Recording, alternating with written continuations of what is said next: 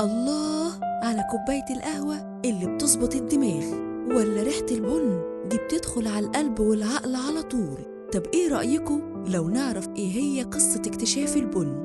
بترجع قصة اكتشاف القهوة أو البن لراعي غنم اسمه كالدي، كان بيرعى قطيع من الغنم في غابات كافة في أثيوبيا. لاحظ في يوم إن الماعز بعد ما أكلت من حبات ثمار حمراء تشبه الكرز شوية إنهم في حالة من النشاط والحيوية، فقرر هو كمان إنه يجرب حبات الثمار دي، وفعلا أخدها وراح غلاها في مية وشربها، ولاحظ إن هو كمان بقى في حالة من الحيوية والنشاط، لحد ما راح كالدي لعمه الراهب وقال له وهو فرحان جدا على اكتشافه العظيم.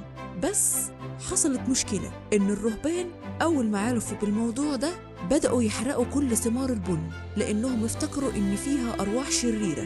بس بعد كده أول ما جربوها وبدأوا يشموا ريحة البن رجعوا عن رأيهم ده، وبعدها بدأت تنتشر البن أو القهوة في أثيوبيا كلها، وكمان انتشرت المقاهي أو القهاوي، واكتشفوا بعد كده أكتر من 5000 نوع للبن، وتعتبر كافة هي أول مهد للبن العربي اللي هو أرابيكا. وكمان طريقة تحضير البن وتحميصه عن طريق وضعه في الشمس ووضعه على النار باستخدام الحطب أو الفحم كانت برضه من اكتشاف أثيوبيا. وبعدها بدأت تنتشر فكرة البن، بدأت أثيوبيا تصدر حبوب البن لليمن لحد ما جه البرتغاليون واحتلوا اليمن وأخدوا البن وصدروه لباقي دول العالم، وانتشرت وقتها باسم البن اليمني لحد ما وصل لمصر.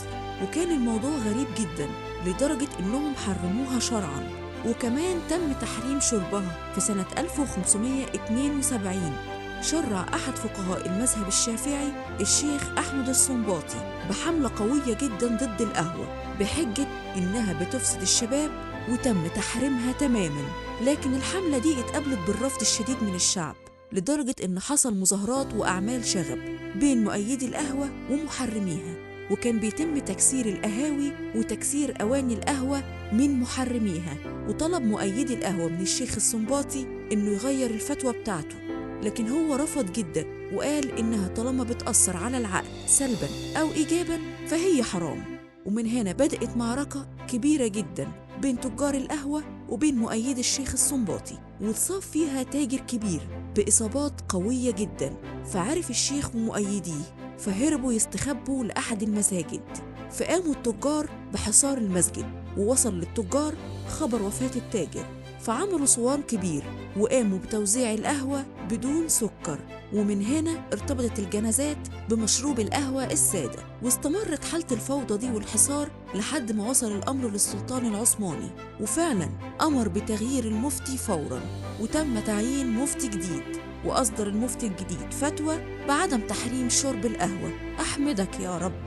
حتى في وقتها اتسمى البن في مصر بالقهوة التركي. ودي كانت حكايتنا النهاردة، أتمنى تكون عجبتكم. كان معاكم أسماء شرابي. فاضي شوية نشرب قهوة في حتة بعيدة، عزمني على نكتة جديدة وخلي حساب الضحكة عليا. فاضي شوية نشرب قهوة في حتة بعيدة، عزمني على نكتة جديدة وخلي حساب الضحكة عليا.